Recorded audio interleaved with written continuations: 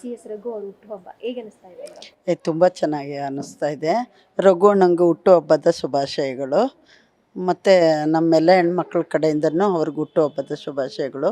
ರಘುಣ್ಣ ತುಂಬ ಸಂತೋಷವಾಗಿ ಸುಖವಾಗಿ ಒಳ್ಳೆಯ ಆರೋಗ್ಯ ಅವ್ರಿಗೆಲ್ಲ ದೇವ್ರು ಕಾಪಾಡಲಿ ಕೊಟ್ಟು.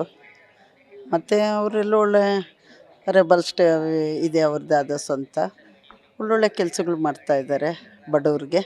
ಇದೇ ಥರ ಕೆಲಸ ಮಾಡಲಿ ರಘುವಣ್ಣ, ಮುಂದಿನ ದಿನದಲ್ಲಿ ಒಳ್ಳೊಳ್ಳೇದು ಮಾಡಲಿ ಅಂತ ಹಾರೈಸ್ತೀನಿ. ಕೆಲವರೆಲ್ಲ ಹುಟ್ಟುಹಬ್ಬನ ವಿಭಿನ್ನ ರೀತಿಯಲ್ಲಿ ಆಚರಣೆ ಮಾಡ್ಕೊಳ್ತಾರೆ, ಪಾರ್ಟಿ ಪಬ್ ಈ ರೀತಿಯಾಗಿ.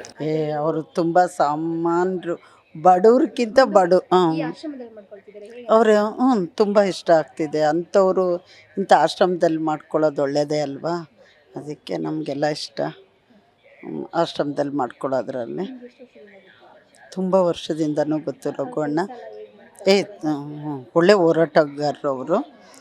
ಅದೇ ಬಡವ್ರಿಗೆಲ್ಲ ತುಂಬ ಆತ್ಮೀಯರು. ಅವರೇ ವಿಚಾರಿಸ್ತಾರೆ ಏನಾದರೂ ಕಷ್ಟ ಸುಖಕ್ಕೆಲ್ಲ ನಾವು ಅವರು ಸಪೋರ್ಟ್ ತೊಗೊತೀವಿ ನಮಗೆ ಕಷ್ಟ ಬಂದಾಗ.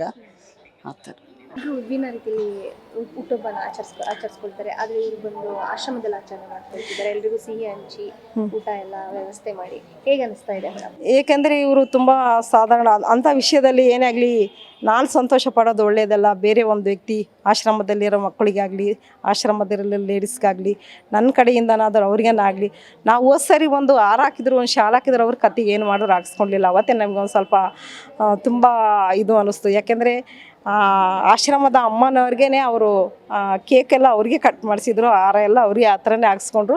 ಅದನ್ನೆಲ್ಲ ನೋಡಿ ನನಗಿನ್ನೂ ತುಂಬ ಸಂತೋಷ ಆಯಿತು, ಖುಷಿ ಆಗ್ತಾ ಇದೆ. ರಘು ಸರ್ ಅವರಿಗೆ ಹುಟ್ಟುಹಬ್ಬದ ಹಾರ್ದಿಕ ಶುಭಾಶಯಗಳು. ದೇವರವ್ರಿಗೆ ಆರೋಗ್ಯ ಆಯುಸ್ಸು ಯಶಸ್ಸು ಕೊಡಲಿ. ಹಾಗೆ ಜನಸಾಮಾನ್ಯರಿಗೆಲ್ಲ ತುಂಬ ಚೆನ್ನಾಗಿ ಹೆಲ್ಪ್ ಮಾಡ್ತಾರೆ ಅವರು, ಹೋರಾಟಗಾರರು ಕೂಡ. ಹಾಗೆ ಅವರಿಗೆ ದೇವರು ಆರೋಗ್ಯ ಆಯುಸ್ಸು ಯಶಸ್ಸು ಕೊಡಲಿ ಅಂತ ಕೇಳ್ಕೊತೀನಿ. ಒಂದು ಸಗಣಿ ಹ್ಯಾಪಿ ಬರ್ತ್ಡೇ ರಘು ಸರ್. ಅವ್ರದ್ದು ಸೇವೆಗಳೆಲ್ಲ ಹೇಗಿದೆ? ತುಂಬ ಚೆನ್ನಾಗಿದೆ. ಅವರು ಕಷ್ಟ ಅಂತ ಬಂದರೆ ಬಡವರಿಗೆಲ್ಲ ತುಂಬ ಹೆಲ್ಪ್ ಮಾಡ್ತಾರೆ. ನನಗೆ ತುಂಬ ಗುಡ್ ಮ್ಯಾನ್ ಅನಿಸ್ತು. ಓಕೆ, ಸರಳತೆ ಎಲ್ಲ ತುಂಬ ಸರಳತೆ. ನೀವೇ ನೋಡ್ತಾ ಇದ್ದೀರಾ ಜನರ ಮಧ್ಯ.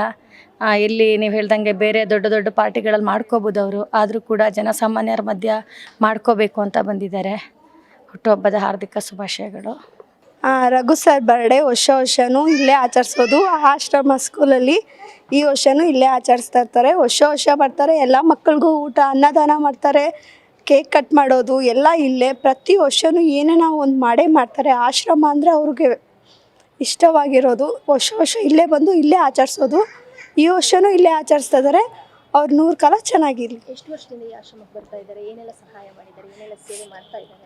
ಅನ್ನದಾನ ಮಾಡ್ತಾರೆ. ಮಕ್ಕಳು ಬುಕ್ಸು ಬಟ್ಟೆ ಏನು ಉಚಿತ ಅವ್ರನ್ನೇ ಕೇಳಿಕೊಂಡು ಮುಂದಕ್ಕೆ ಮಾಡ್ತಾರೆ. ಫಸ್ಟು ಮೇಡಮ್ ಹತ್ರ ಮಾತಾಡ್ತಾರೆ. ಅವ್ರಿಗೆ ಏನು ಹೆಲ್ಪ್ ಆಗುತ್ತೋ ಅದನ್ನು ಕೇಳಿಕೊಂಡು ವರ್ಷ ಮಾಡ್ತಾನೆ ಇರ್ತಾರೆ. ಪ್ರತಿ ವರ್ಷವೂ ಒಂದು ವರ್ಷ ಮಿಸ್ ಇಲ್ಲ. ಅವರ ತಂಗಿ ಸಿಸ್ಟರ್ ಮಂಜುಳಾ ಅಂತ ಅವರೇ ಮಾಡೋದು.